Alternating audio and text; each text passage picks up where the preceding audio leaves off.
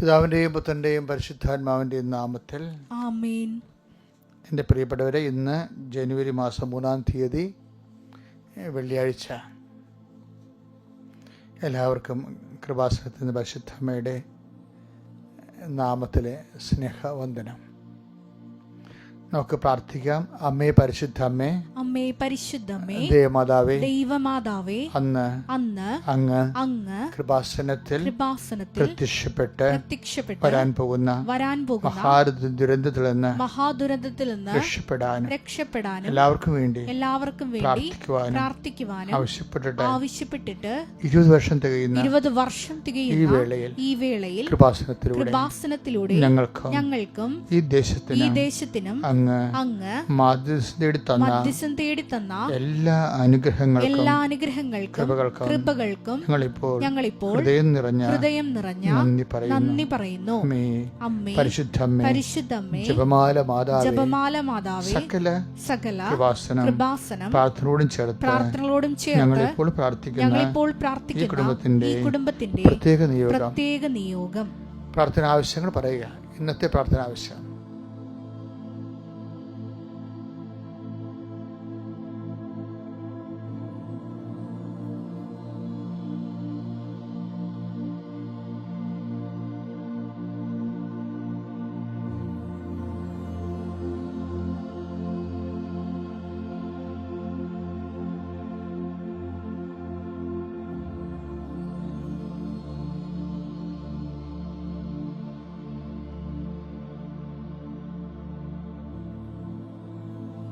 അമ്മയുടെ പ്രത്യക്ഷീകരണത്തിന്റെ ഈ ദ്വാദശവേളയിൽ ഞങ്ങൾക്ക് സാധിച്ചു തരുവാൻ കനിയണമേ.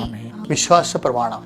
സർവശക്തനായ പിതാവും ആകാശത്തിന്റെയും ഭൂമിയുടെയും സൃഷ്ടാവുമായ ദൈവത്തിൽ ഞാൻ വിശ്വസിക്കുന്നു. അവിടുത്തെ ഏകപുത്രനും ഞങ്ങളുടെ കർത്താവുമായ ഈശോമിശിഹായിലും ഞാൻ വിശ്വസിക്കുന്നു.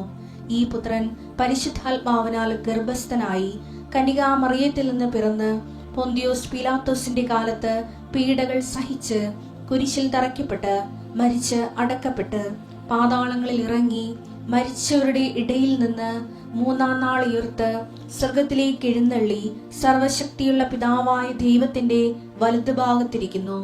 അവിടെ നിന്ന് ജീവിക്കുന്നവരെയും മരിച്ചവരെയും വിധിക്കുവാൻ വരുമെന്നും ഞാൻ വിശ്വസിക്കുന്നു. പരിശുദ്ധാത്മാവിലും ഞാൻ വിശ്വസിക്കുന്നു. വിശുദ്ധ കത്തോലിക്കാ സഭയിലും പുണ്യവാന്മാരുടെ ഐക്യത്തിലും പാപങ്ങളുടെ മോചനത്തിലും ശരീരത്തിന്റെ ഉയർപ്പിലും നിത്യമായ ജീവിതത്തിലും ഞാൻ വിശ്വസിക്കുന്നു. ആമേൻ. സ്വർഗ്ഗസ്ഥനായ ഞങ്ങളുടെ പിതാവേ, അങ്ങയുടെ നാമം പൂജിതമാകണമേ. അങ്ങയുടെ രാജ്യം വരണമേ. അങ്ങയുടെ തിരുമനസ് സ്വർഗത്തിലെ പോലെ ഭൂമിയിലും ആകണമേ. അന്നു വേണ്ടുന്ന ആഹാരം ഇന്ന് ഞങ്ങൾക്ക് തരണമേ. ഞങ്ങളോട് തെറ്റ് ചെയ്യുന്നവരോട് ഞങ്ങൾ ക്ഷമിക്കുന്നത് പോലെ ഞങ്ങളുടെ തെറ്റുകൾ ഞങ്ങളോടും ക്ഷമിക്കണമേ. ഞങ്ങളെ പ്രലോഭനത്തിൽ ഉൾപ്പെടുത്തരുതേ, തിന്മയിൽ ഞങ്ങൾ രക്ഷിക്കണമേ. ആമേൻ. നന്മ നിറഞ്ഞ മറിയമേ, സ്വസ്തി. കർത്താവ് അങ്ങയുടെ കൂടെ സ്ത്രീകളിൽ അങ്ങ് അനുഗ്രഹിക്കപ്പെട്ടവളാകുന്നു. അങ്ങയുടെ ഉദരത്തിൻ ഫലമായി ഈശോ അനുഗ്രഹിക്കപ്പെട്ടവനാകുന്നു. പരിശുദ്ധ മറിയമേ, തമ്പുരാന്റെ അമ്മേ, പാപികളായ ഞങ്ങൾക്ക് വേണ്ടി ഇപ്പോഴും ഞങ്ങളുടെ മരണസമയത്തും തമ്പുരാനോട് അപേക്ഷിക്കണമേ. ആമേൻ. കർത്താവേ, നിന്റെ ഉന്നതമായ നാമത്തിന് സ്തോത്രം ചെയ്യുന്ന കർത്താവേ, വിവാഹം ഒത്തുവരാത്തവരുണ്ട് ഈശോയെ. ഒത്തുവരുന്ന വിവാഹങ്ങൾ എങ്ങനെ നടത്തുമെന്നറിയാതെ വിഷമിക്കുന്നവരുണ്ട് ഈശോയെ. വിവാഹ വിഷയങ്ങൾ സംസാരിക്കാൻ, ഇടനിലനിന്ന് സംസാരിക്കാൻ സ്വന്തമായിട്ട് വിശ്വസിക്കാൻ പറ്റിയ ആരും ഇല്ലാത്തവരുണ്ട് ഈശോയെ.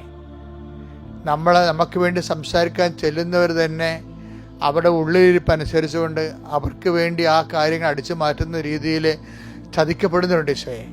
ഇങ്ങനെ എത്രയോ മനുഷ്യരുണ്ട് ഈശോയെ. അങ്ങനെയെല്ലാം ഉള്ള മനുഷ്യരുടെ മേൽ കർത്താവെ, നീ അവരുടെ വിഷയങ്ങളെല്ലാം അങ്ങനെ സങ്കടപ്പെടുന്നവരുടെ വിഷയങ്ങൾ കർത്താവെ നീ ഏറ്റെടുക്കണമെന്ന് പ്രാർത്ഥിക്കുന്നു.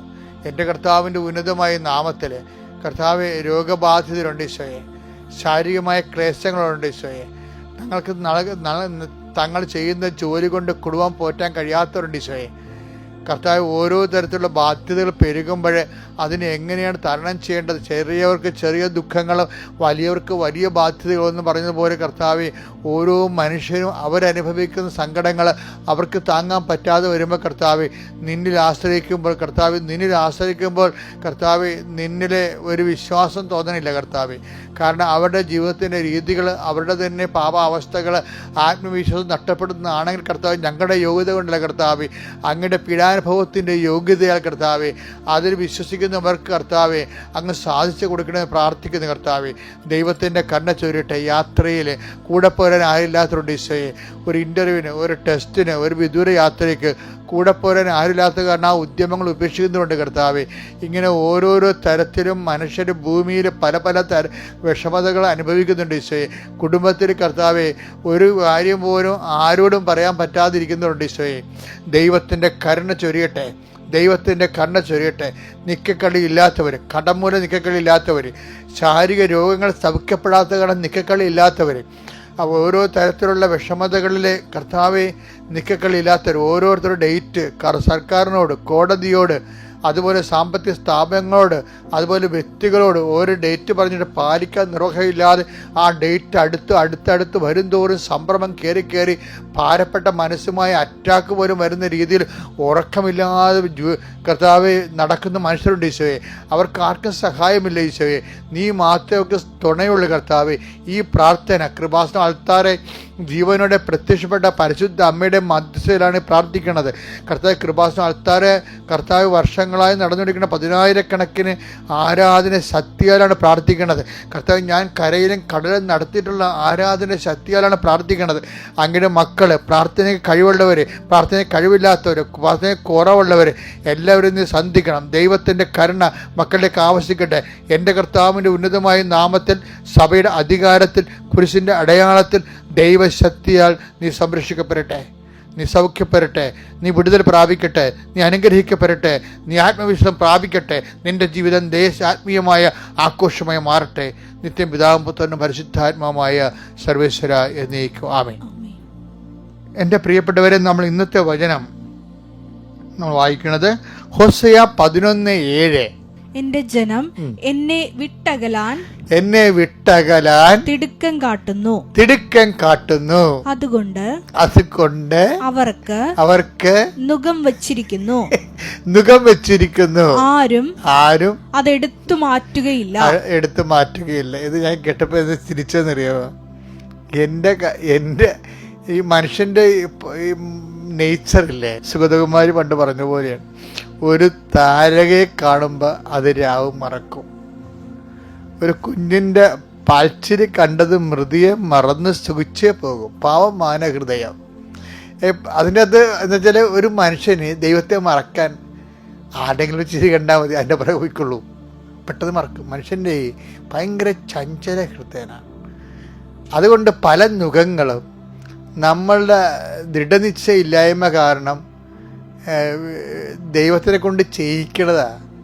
കാര്യം എന്തിനാ അപ്പം ദൈവം, നിങ്ങൾ ഓർക്കുന്നത് എന്തിനാണ് ദൈവം ഇങ്ങനെ നുഖം വെക്കണത് എന്ന് വെച്ചാൽ അതിനെന്താ പറഞ്ഞത്, ആരും അഹങ്കരിക്കാതിരിക്കാനും പിന്നെന്താണ് ദൈവത്തിൽ നിന്ന് വിട്ടുപോകാതിരിക്കാനും. അപ്പം നിങ്ങൾ ഓർക്കുന്നത് ദൈവം സ്വാർത്ഥനാണോ? അങ്ങനെയല്ല.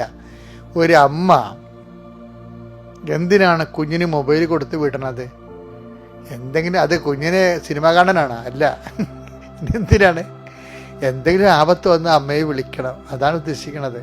നമുക്കൊരു നന്മ വരാൻ പോകുന്നു, ആ നന്മയിൽ നമ്മൾ അഹങ്കരിക്കാതിരിക്കാൻ ആണ് ദൈവം പലപ്പോഴും. അഹങ്കരിച്ച് ദൈവത്തിൽ നകന്നു പോയാൽ ചിലപ്പോൾ ആ നന്മ നമുക്ക് അനുഭവിക്കാൻ പറ്റാതെ വരും. എല്ലാ മനുഷ്യരും ഇങ്ങനെ, ഞാനൊരു 10-20 ലക്ഷത്തോളം ആൾക്കാരെ കൗൺസിൽ ചെയ്തിട്ടുണ്ടെന്ന് ഞാൻ പറഞ്ഞിട്ടുണ്ടല്ലോ. അപ്പോൾ എല്ലാവരും ഇങ്ങനെയാണ്. ഒരു ചെറിയൊരു അനുഗ്രഹം കിട്ടിയാൽ അപ്പം ദൈവത്തെ മറക്കും. പിന്നീട് എന്തെങ്കിലും തട്ട് കിട്ടിയാൽ മാത്രമേ അവർ തിരിച്ചു വരത്തുള്ളൂ. പല ആൾക്കാരും തിരിച്ചു വരുന്നത് തട്ട് കിട്ടിയിട്ടാണ്. അല്ലാതെ നല്ല ദൈവം ഒരു കുഴപ്പവും അവർക്ക് വരത്തില്ല എന്ന് വെച്ച് കഴിഞ്ഞാൽ അവർ ദൈവത്തെ മറന്ന് ചിലപ്പോൾ കുർബാനയ്ക്ക് വരാൻ താമസിക്കും, ചിലപ്പോൾ കുടുംബ പ്രാർത്ഥന മുടക്കും, പിന്നെ അങ്ങനെ ഓരോ കാര്യവും ചിലപ്പോൾ മറന്നു പോകും. അനുഗ്രഹം ചില ആൾക്ക് കിട്ടിക്കഴിയുമ്പോൾ അനുഗ്രഹത്തിനാണ് അവർ അറിയണത്, അത് തന്നാളെ മറന്നു പോകും. തന്നാളെ മറന്നു പോകാതിരിക്കാൻ വേണ്ടി ചില സമയത്ത് ചില തരത്തിലുള്ള ചില നല്ല കൂട്ടുകാർ വിട്ടുപോകും. നമുക്ക് അപ്പം നമ്മൾ ഓർക്കും ഇനി ഇത് ആരോട് പറയാനാണ് എനിക്കിത്. ഇപ്പം നമുക്ക് എന്തെങ്കിലും സന്തോഷം ഉണ്ടായി കഴിഞ്ഞാൽ ഉടനെ ആൾക്കാർ ഷെയർ ജോയി കണ്ടു കഴിഞ്ഞാൽ ആൾക്കാർ വന്നാൽ ഉടനെ ഷെയർ ചെയ്യത്തില്ലേ. ചിലപ്പോൾ നമുക്ക് ഷെയർ ചെയ്യാൻ ആരും ഉണ്ടാകത്തില്ല. അത് ഉണ്ടാകാഞ്ഞിട്ടില്ല, ആ ദിവസങ്ങൾ അവരോട് വഴക്കിട്ടിരിക്കും നമ്മൾ. ചിലപ്പോൾ അത് മനഃപൂർവ്വമായിരിക്കും. എന്ന് വെച്ച് കഴിഞ്ഞാൽ ഈ ജോയ് ഷെയർ ചെയ്തിട്ട് ഈ ഷെയറിങ്ങിലൂടെ അവർ രണ്ടുപേരും ദൈവത്തെ മറക്കും. അത് ഭയങ്കരമായ ഒത്തിരി പേർക്ക് ഉണ്ടാകുന്ന നിനക്കൊരു പ്രശ്നം ഉണ്ടാകുമ്പോൾ ഓർക്ക് എന്തോ നന്മ വരാൻ പോണെന്ന്. അല്ലാതെ എനിക്കിങ്ങനെ ഞാൻ അദ്ദേഹം പ്രാർത്ഥിച്ചിട്ട് എനിക്ക് ഇങ്ങനെ സംഭവിച്ചെന്നല്ല സംഭവിക്കണം. അതായത് എപ്പോഴും നമുക്ക് നല്ല സന്തോഷം വരേണ്ട സമയത്ത് അതിൻ്റെ കൂടെ അതിൻ്റെ അഹങ്കാരം ഉണ്ടായിരിക്കാൻ വേണ്ടി ഒരു മുഖം വെക്കും. അതാണ് ഹോശേയ 11:7 വായിച്ചേ. എന്റെ ജനം എന്നെ വിട്ടകലാൻ തിടുക്കം കാട്ടുന്നു. അതുകൊണ്ട് അവർക്ക് നുകം വെച്ചിരിക്കുന്നു. അപ്പോൾ ഓർക്കേണ്ടത് എന്റെ ജനം എന്ന് പറയുന്നുണ്ടേ, എല്ലാവരും ദൈവത്തിന്റെ ജനമാണെങ്കിലും ദൈവം ഓൺ ചെയ്യണം. ദൈവം ഓൺ ചെയ്താൽ എന്റെ നിർമ്മലൻ അഴിഞ്ഞു പോകാൻ അനുവദിക്കത്തില്ല. അല്ലേ? സങ്കീർത്തനം 16:10. സങ്കീർത്തനം 16:10. അവിടുന്ന് എന്നെ പാതാളത്തിൽ തള്ളുകയില്ല. അങ്ങയുടെ പരിശുദ്ധൻ ജീർണിക്കാൻ അനുവദിക്കുകയില്ല. അപ്പൊ അതിന്റെ വിഷയം മനസ്സിലായി. ഏത് മുഖം വെച്ചാലും നമ്മളെ തള്ളിക്കളയത്തില്ല. കാര്യം എന്താണ്? എന്റെ നിർമ്മലൻ എന്നാ പറയണത്. അതുപോലെ തന്നെ അവിടുന്ന് എൻ്റെ മേൽ മുഖം വെച്ചിരിക്കുന്നു. അപ്പം ചില ഭാരങ്ങളൊക്കെ വരുമ്പോഴേ അത് ഓർക്കണം, നമ്മൾ ദൈവത്തിൽ നിന്ന് മാറിപ്പോകാതിരിക്കാനാണ്. അതിന് സങ്കീർത്തനം ചിലാട് പറയുവേ, എനിക്ക് അമിതമായ പണം തരരുത്, എനിക്ക് അമിതമായ സന്തോഷം തരരുത്. നമുക്ക് സുഭാഷിതത്തിന്റെ 30-ാം അധ്യായം 8-ാമത് വാക്യം പരിശോധിക്കാം. അസത്യവും വ്യാജവും എന്നിൽ നിന്ന് അകറ്റി നിർത്തണമേ. ദാരിദ്ര്യമോ സമൃദ്ധിയോ എനിക്ക് തരരുതേ. ആവശ്യത്തിന് ആഹാരം തന്ന് എന്നെ പോറ്റണമേ. 9-ാം തിരുവചനം. ഞാൻ സമൃദ്ധിയിൽ അങ്ങയെ അവഗണിക്കുകയും കർത്താവ് ആര് എന്ന് ചോദിക്കുകയും ചെയ്തേക്കാം. ദാരിദ്ര്യം കൊണ്ട് മോഷ്ടിച്ച് ദൈവനാമത്തെ നിന്ദിക്കുകയും ചെയ്തേക്കാം. അപ്പൊ ഇതെന്ന് വെച്ചാല് ഈ മിതശീതോഷ്ണമായിട്ട് ലൈഫ് പോകത്തുള്ളത്. അതായത് ഒത്തിരി നമ്മള് സന്തോഷത്തിന്റെ കാലം മാത്രമാണ് ചിലപ്പോൾ ദൈവത്തെ മറന്നു പോകും. എപ്പോഴും സങ്കടം മാത്രമാണെങ്കിലും നമ്മൾ ചിലപ്പോൾ നിരീശ്വരവാദികളായി പോകും. സാധാരണ മനുഷ്യന്റെ ഒരു ഭാവമാറ്റങ്ങൾക്ക് 2 എക്സ്റ്റൻഷനേ ഉള്ളു. അതുകൊണ്ടാണ് ഒരു മീഡിയം ലെവലിൽ നിർത്താൻ വേണ്ടി പറയണത്. ഇതാണ് ഞാൻ നിങ്ങളോട് ആദ്യമേ പറഞ്ഞത്. അതായത് അമിതമായ സന്തോഷം വരുമ്പോൾ അതിൽ ചെറിയ റെഗുലേഷൻ വരും. നമ്മുടെ എല്ലാവരുടെ ജീവിതത്തിലും ഉണ്ടാവും ഇതുപോലെ. നല്ല ദിവസങ്ങൾ ചില സമയത്ത് ചില വിഷയങ്ങൾക്ക് ഒരു റെഗുലേഷൻ വരും. അതിൻ്റെ കാരണം ബൈബിള് പൊതുവെ നൽകുന്നൊരു തോട്ടാണത്. എന്താ തോട്ടം വെച്ച് കഴിഞ്ഞാൽ, അവിടുന്ന് അഹങ്കരിക്കാതിരിക്കാൻ എനിക്കൊരു മുള്ളു തന്നെന്ന് പറയണില്ല. അതാണ് സംഭവം. അത് വായിച്ചത് 2 കൊരിന്തോസ് 12:7. 2 കൊരിന്തോസ് 12:7. വെളിപാടുകളുടെ ആധിക്യം വരുമ്പോഴേ സന്തോഷത്തിന്റെ ആധിക്യം വരിക. ആത്മീയ സന്തോഷത്തിന്റെ ആധിക്യമാണ് വെളിപാടുകളുടെ ആധിക്യത്താൽ ഞാൻ അധികം ആഹ്ലാദിക്കാതിരിക്കേണ്ടതിന് അല്ല സംഭവം. ഓവറായിട്ട് അധികമായിട്ട് ആഹ്ലാദിക്കാതിരിക്കാൻ ശരീരത്തിൽ ഒരു മുള്ള് എനിക്ക് നൽകപ്പെട്ടിരിക്കുന്നു. അതായത് ദൈവം ഏറ്റെടുത്ത ദൈവ പൈതന്റെ ഒരു ലക്ഷണമാണത്. അത് ഇപ്പം എനിക്ക് കിഡ്നിയുടെ രോഗമില്ലേ, അപ്പോൾ അപ്പോൾ നിങ്ങൾ ഓർക്ക് ഞാൻ 24 hours കർത്താവിൻ്റെ ജോലി ചെയ്യുന്ന ആളല്ലേ, അപ്പോൾ ദൈവം എന്നെ ഫ്രീ ആക്കി നിർത്തത്തില്ല. അപ്പം നിങ്ങൾ ആൾക്കാർക്ക് വിവരമില്ലാത്തമാർ ചോദിക്കും, ഇത്രയും കഷ്ടപ്പെട്ട് ദൈവത്തിന് വേണ്ടി വിവരം ചെയ്തിട്ട് അങ്ങേർക്ക് ഭയങ്കര കുറിച്ചാണല്ലോ. അതല്ല സംഭവം. അതായത് സോഡിയം എപ്പോഴും ഇങ്ങനെ ഓപ്പണായിട്ട് വെക്കത്തില്ല, അതിങ്ങനെ മണ്ണെണ്ണയിലിട്ട് വെക്കും. അല്ലേ? നമ്മളെ കെമിസ്ട്രിയുടെ പഠനശാലയൊക്കെ പണ്ട് എന്നെ പഠിപ്പിച്ച പപ്പിയാ സാറ് ഇത് സോഡിയം കാണിക്കുമായിരുന്നു. സോഡിയം എടുത്ത് പുറത്ത് കൊണ്ടിട്ട് സോഡിയം പുറത്ത് വരുമ്പോൾ സോഡിയം ഓടി കിടക്കും, പോഞ്ഞ് ഓടി കിടക്കും. അവിടെ മുഴുവൻ പുകയ്ക്ക് കളയും. അത് കാരണം എന്താ, ഇത് മുക്കിയിട്ടേക്കും. ഇതുപോലെയാണ് ദൈവം ചെയ്യണത്. നമ്മുടെ നല്ല സന്തോഷത്തെയും കൃപയെയും ദൈവം ചിലപ്പോൾ സങ്കടത്തിൽ മുക്കിയിട്ടേക്കും. അതെന്തുകൊണ്ടാണ്? വെളിപാടുകളുടെ ആധിക്യത്താൽ അഹങ്കരിക്കാതിരിക്കാൻ. ഫുൾ സ്വിങ് ആയിട്ടുള്ള ഒരു വചനമാണത്.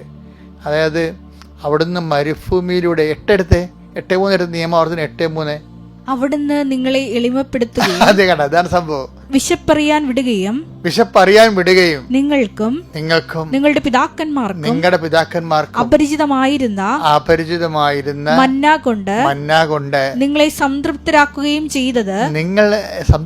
ചെയ്തത് അപ്പം കൊണ്ട് മാത്രമല്ല കർത്താവിന്റെ നാവിൽ നിന്ന് പുറപ്പെടുന്ന ഓരോ വാക്കുകൊണ്ടുമാണ് മനുഷ്യൻ ജീവിക്കുന്നത് എന്ന് നിങ്ങൾക്ക് മനസ്സിലാക്കി തരാൻ വേണ്ടിയാണ്. ഇതുപോലുള്ള വചനം വല്ലയിടത്തും കിട്ടുമോ?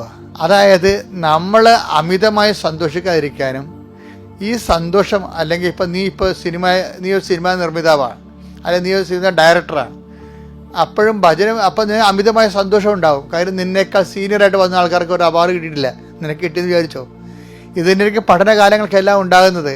അപ്പോൾ എന്നാ പറ്റും? അപ്പോൾ അതുകൊണ്ട് സന്തോഷം ഉണ്ടാകുമ്പോൾ കർത്താവ് പറയും എന്താണ്? ഈ സന്തോഷം കൊണ്ട് മാത്രമല്ല മനുഷ്യൻ ജീവിക്കണമെന്ന് പറയും. മാത്രമല്ല, അതാണ് വിഷയം. മാത്രമല്ല ജീവിക്കണത്. ഇപ്പം നിനക്ക് പഠനത്തിൽ റാങ്ക് കിട്ടി, സാഹിത്യം എഴുതുമ്പോൾ നിനക്ക് അവാർഡ് കിട്ടി. അപ്പോൾ കർത്താവ് പറയും ഈ അവാർഡിൻ്റെ സന്തോഷം മാത്രമല്ല മനുഷ്യൻ ജീവിക്കുന്നത്. എന്താണ്? തൻ്റെ വായിൽ നിന്ന് വീഴുന്ന ഓരോ വചനം കൊണ്ടാണ്. അപ്പം തന്നെ ഷിഫ്റ്റ് ചെയ്ത് ദൈവത്തിൻ്റെ വചനത്തിലേക്ക് നമ്മൾ മാറ്റുകയാണ്. എല്ലാവരെയും മാറ്റത്തൊന്നും ഇല്ല, താൻ നിശ്ചയിച്ചുറപ്പിച്ച് മുൻകൂട്ടി വിളിച്ച് തിരഞ്ഞെടുത്ത ആൾക്കാരെ. അപ്പം അങ്ങനെ വരുമ്പോൾ ആധ്യാത്മിക മേഖലയെ വ്യാപരിക്കുകയും ഭക്തിയുടെയും പ്രാർത്ഥനയുടെയും വിശ്വാസത്തിൻ്റെയും സുവിശേഷ ജീവിത രീതി അനുഷ്ഠിക്കുന്നവർക്ക് എന്തെങ്കിലും ക്ലേശങ്ങൾ വരുമ്പോൾ നിങ്ങൾ ഓർക്കുക, നിങ്ങളെ കർത്താവ് തന്നെയാണ് നയിച്ചുകൊണ്ടിരിക്കുന്നത്.